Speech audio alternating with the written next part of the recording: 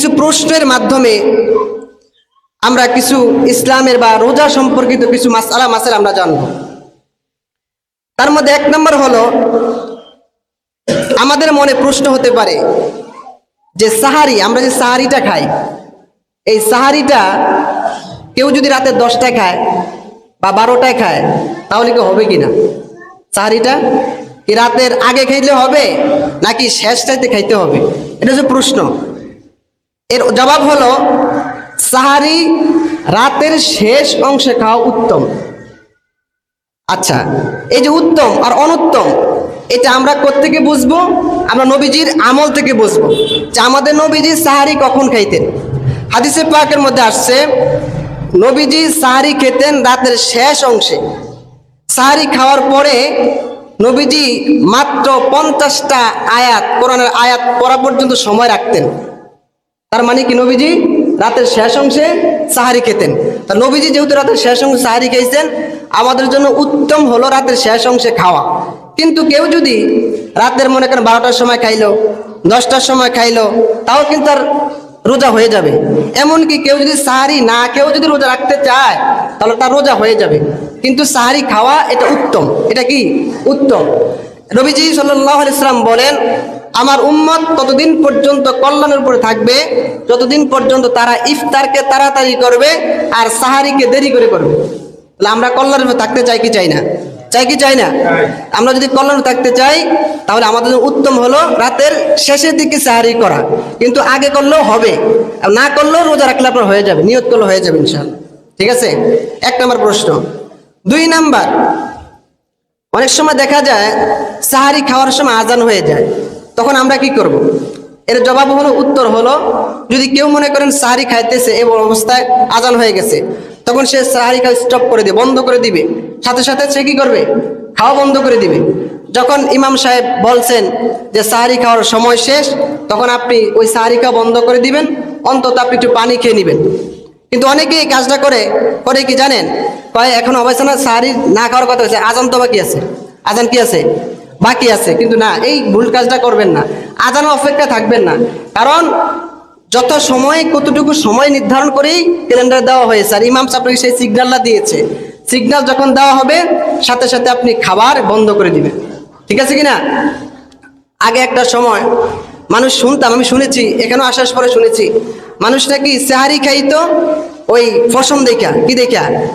যতক্ষণ পর্যন্ত ফসম দেখা যাইতো ততক্ষণ পর্যন্ত সাহারি খাইতো। ঠিক কিনা? আগে মুরব্বীরা, যারা মুরব্বী আছে, ঠিক কিনা? সাহারি যতক্ষণ পর্যন্ত ওই দিনের আলোতে ফসম দেখা যাইতো ততক্ষণ পর্যন্ত খাইতো। এখন বিষয়টা হলো যে তখন কি জায়েজ ছিল না? হ্যাঁ ছিল, তখন জায়েজ ছিল। এই জন্য কারণ তখন এত পরিমাণ মসজিদ ছিল না, এত পরিমাণে এলান ছিল না। তখন দেখা যায় একজন একটা গ্রামে বা 2 গ্রামে মিলে ওই সাহারির সময় একজনে একটা সিঙ্গা ফুদিত। ঠিক কিনা? একটা বোম দেয়া ফুদিত, পুরা গ্রামে দেখা যায় ওটার সিগন্যাল পেয়ে উঠতো। দেখেন এখন ওই সময়ে যেই সিস্টেমটা ছিল, এখন এরকম পরিবেশ ছিল না, তখনকার জন্য এটি জায়েজ ছিল। এখন যদি আপনি সে আমল করতে, যেটা হবে না। ঠিক কিনা? আপনাকে ইসলাম বুঝতে হবে। ইসলাম অনেকে না বুঝার কারণে ওই বাপ দাদার ধর্ম নিয়ে পড়ে থাকে। আচ্ছা, কিন্তু না, আপনি বলেন তো এখন আপনারা কি এটা মানবেন যে আমরা যদি বলি যে আপনি এখন গায়ের ফসম দেখা বন্ধ খাইবেন, এ কথাটা মানবেন? মানেন আপনারা? এখন আপডেট হয়েছে, এখন আপনারা কি বুঝছেন যে এখন চাঁদ কমিটি দেখে একটা ক্যালেন্ডার নির্ধারণ করছে, তখন এই ক্যালেন্ডার দেখে আমাদের কি করতে হয়? সাহারি খেতে হয়। এখন আমরা কিন্তু ওইটা মানি না। ঠিক কিনা? এই জন্য আমাদের পূর্বপুরুষ কি করছে না করছে, এটা হয়তো আল্লাহ পাক, তারা হয়তো একটা জিনিস মানছে, তখন সেরকম পরিস্থিতি ছিল না, আল্লাহ পাক হয়তো এই উসিলা তাদেরকে মাফ করতে পারে। আপনি আমি হয়তো যদি সঠিকটা জানি, ভালো কোনো অবস্থান পাই, এটা আমাকে গ্রহণ করতে হবে। ঠিক কিনা? কোরআন হাদিস অনুযায়ী আমরা দেখা যায় অনেক কিছু একটা সময় জানতাম না। ঠিক কিনা? জানতাম না, কিন্তু পরবর্তী যখন জানছি কোরআন এবং হাদিস অনুযায়ী, তখন আপনাকে আমাকে ওই বিষয়টাকে ফলো করতে হবে, ওই বিষয়টাকে মানতে হবে। ঠিক আছে কিনা আমার ভাইরা? 2 নাম্বার। 3 নাম্বার, মসজিদে গিয়ে যদি কেউ দেখে যে তারাবির নামাজ শুরু হয়ে গেছে, এখন সে কি ইমামের সাথে তারাবি পড়বে নাকি এশার নামাজ পড়বে? এটা হলো প্রশ্ন। এর জবাব হলো, ওই ব্যক্তি আগে এশারের নামাজ পড়বে। কি করবে? আগে এশারের নামাজ পড়বে, তারপরে ইমাম যত রাকাতে তারাবি পায় অত রাকাতে শরীক হবে। এখন প্রথমে তো সে তারাবিগুলো পায় না, কয়েক রাকাত তারাবি পাইছে, পায় না, সেগুলো সে নিজে নিজে একা একা আদায় করবে। কি করবে? নিজে নিজে একা একা আদায় করবে। 3 নাম্বার। 4 নাম্বার, কেউ যদি রোজা রাখে আর যদি সে এক ওয়াক্ত তারাবি না পড়ে, রোজা রাখছে কিন্তু তারাবি পড়ে নেয়, তাহলে কি তার নামাজটা হবে কিনা? এর জবাব হলো হবে। মনে রাখবেন, রোজা রাখা একটা ইবাদত আর তারাবি পড়া আরেকটা ইবাদত। রোজা রাখা একটা ইবাদত আর তারাবি পড়া আরেকটা ইবাদত। তার মানে আপনি যদি তারাবি না পড়েন আপনার জন্য গুনাহগার হবে, তারাবি না পড়া গুনাহগার হবে, কিন্তু রোজা হয়ে যাবে। তবে মনে রাখবেন, উত্তম হলো আপনাকে তারাবি নামাজটাও পড়া। কি করা? তারাবি পড়া। কারণ এখানে 2টা আমল দিচ্ছে রোজার বিশেষ করে কয়টা আমল? 2টা। 1 নাম্বার রোজা রাখা, 2 নাম্বার কি করা? তারাবি পড়া।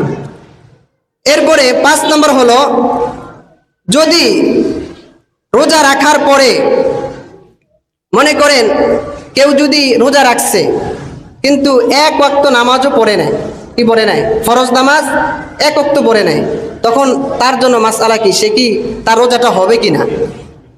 এখানে একটা প্রশ্ন হলো, মনে রাখবেন, কেউ যদি, অনেকে দেখা যায় রোজা রাখে, রোজা রাখা ঘুমায় বা দেখা যায় ফরজ নামাজটা আদায় করে না, এখন ওই ব্যক্তির কি রোজাটা হবে কিনা? এর জবাব হলো, ওই ব্যক্তির জন্য তার রোজাটা আদা হবে। রোজাটা কি হবে? আদা হবে, কিন্তু এর জন্য সে পরকালে কোনো সওয়াব পাবে না।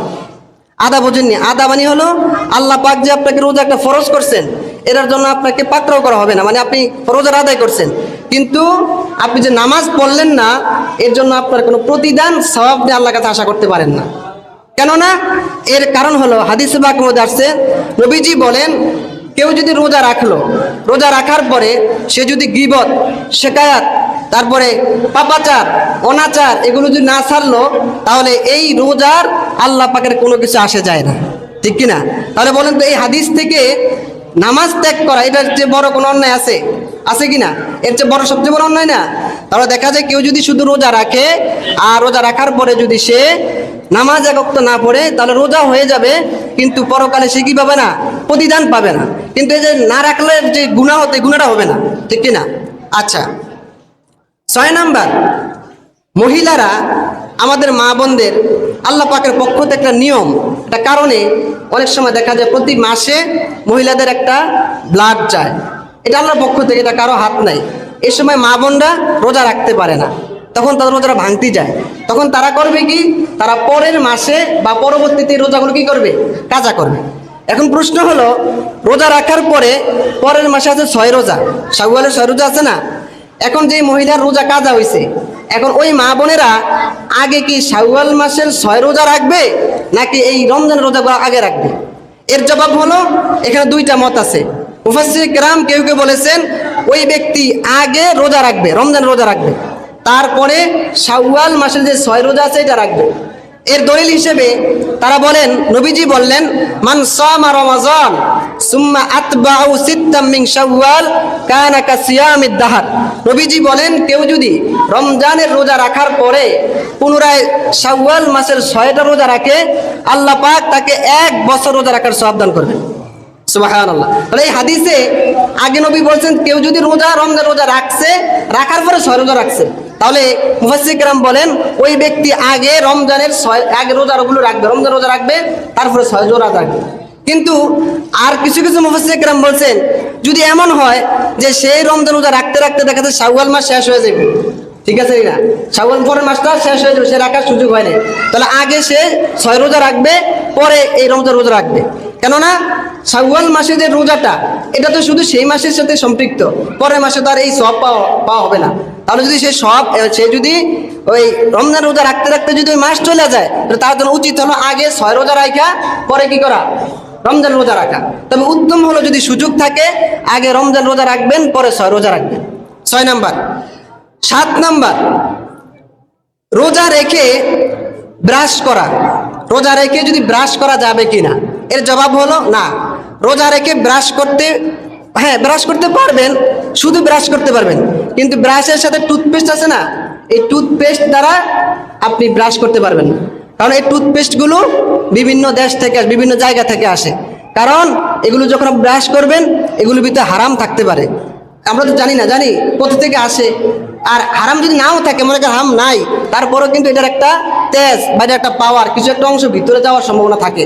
এজন্য যখন আপনি ব্রাশ করবেন তখন আপনি শুধু ব্রাশ করতে পারবেন, কিন্তু আপনি ইয়ে করতে পারবেন না, পেস্ট ব্যবহার করতে পারবেন না। এরপরে রোজা রেখে টিভি দেখা, অনেকে টিভি দেখে না, বা মোবাইল দেখা, বিশেষ করে যুবক ভাইয়েরা। এদের একটা প্রশ্ন যে হুজুর, রোজা রাইখা টিভি দেখা, মোবাইল দেখা যায় যাচ্ছে কিনা? এর জবাব হলো হ্যাঁ, রোজা রেখে আপনি টিভি, মোবাইল, ওই সমস্ত জিনিস দেখতে পারবেন যেগুলো রোজা না রাইখা দেখতে পারবেন। আর ওই সমস্ত জিনিস দেখা রোজা অবস্থায় দেখতে পারবেন না যেগুলো রোজা ছাড়াও দেখতে পারেন না। কথা বুঝছেন নি? মানে যে জিনিস আপনি রোজা না রাইখেও দেখতে পারেন, একটু খবর দেখলেন, ভালো কিছু দেখলেন, এটা রোজা না রাইখেও পারবেন, রোজা রাইখেও পারবেন। আর যেটা আপনি যদি খারাপ কিছু হয়, এটা রোজা অবস্থায় পারবেন না, রোজার পরেও পারবেন না। এরপরে রোজা রেখে যদি ইচ্ছাকৃত কেউ রোজা ভেঙে ফেলে, রোজা রাখছে কিন্তু সে ইচ্ছা করে ভাল লাগতেছে না বা কোনো কারণে ইচ্ছা করে ভাঙছে, তখন তার জন্য এর পরিপূরক কি বা এর জন্য করণীয় কি? মনে রাখবেন, রোজা রেখে ভেঙে ফেলা এটা অনেক বড় একটা অন্যায়। কেমন অন্যায়? এর সমাধান হইল, কেউ যদি রোজা রেখে যদি ভেঙে ফেলে তাহলে তাকে এক লাগারে 60টা রোজা রাখতে হবে। কয়টা? 60টা। দেখেন, আর 60টা রোজা রাখার মধ্যে যদি মাঝখানে যদি একটা বাদ পড়ে, ওইটা বাদ। মনে করেন আপনি 30 রোজা রাখছেন, রাখার পরে 31-এর সময় আপনি রাখতে পারলেন না, ভাঙতে পড়ছে, তাহলে কিন্তু আপনার 30টা বাদ, আবার 60টা, মানে এক নাগারে আপনাকে 60টা রোজা আপনাকে রাখতে হবে যদি আপনি ইচ্ছাকৃত রোজা ভেঙে ফেলেন। এরপরে প্রশ্ন হলো, বাড়িতে মহিলারা অনেক সময়, মা বোনরা জামাতে নামাজ পড়তে চায়। প্রশ্ন হলো, মা বোনেরা বা মহিলারা জামাতে নামাজ পড়তে পারবে কিনা? হ্যাঁ, পারবে। যদি মনে করেন স্বামী স্ত্রী দুজন থাকে, তখন দেখা যায় স্বামী ইমাম হবে আর মহিলা মুক্তাদি হবে, মহিলাকে নিয়ে আপনি নামাজ পড়তে পারবেন। অথবা যাদের সুযোগ আছে, আল্লাহ সেই তৌফিক দিচ্ছেন, বড় খুশ নসিব, ভালো নসিব ওই পিতা মাতার, যে পিতা মাতার সন্তানের পিছে বাবা নামাজ পড়তে পারে। এর জন্য এর মতো সৌভাগ্যবান পিতা মাতা পৃথিবীতে আর অন্যজন হতে পারে না, যে আমি আমার সন্তান নামাজ পড়াবে, আমি আমার সন্তানের পিছে ইক্তেদা করে। অনেক সময় দেখবেন অনেক পিতা মাতাগুলো বা বিভিন্ন সময় দেখা যায়, আমাদের এমন হয়েছে, আমি ওই যে গত রমজানে, এই গত কয়েকদিন আগে আমি তো জুমা নামাজ পড়াইছি, আমি এখান থেকে গেলে সাধারণত আলহামদুলিল্লাহ গেলে সাধারণত যে ইমাম সাহেব থাকে উনি আবার ইয়া করে না, হুজুর আপনি নামাজটা পড়ান। আবার মুসলিমটা ইয়া থাকে যে হুজুর আমরা তো পাই না, এলাকার সন্তান হিসেবে সবাই মহব্বত করে, এলিম কালাম তো নাই, বাকি কিল্লে করে হেরা জানে। তো মনে করে আমি যখন খুতবা দেই, আমার চাচা ভাতিজা, আমার বাবারা, আমার আত্মীয় স্বজনগুলো চোখের পানি ফেলায়। কি জন্য? এটা কিন্তু দুঃখে না, সুখে, আনন্দে।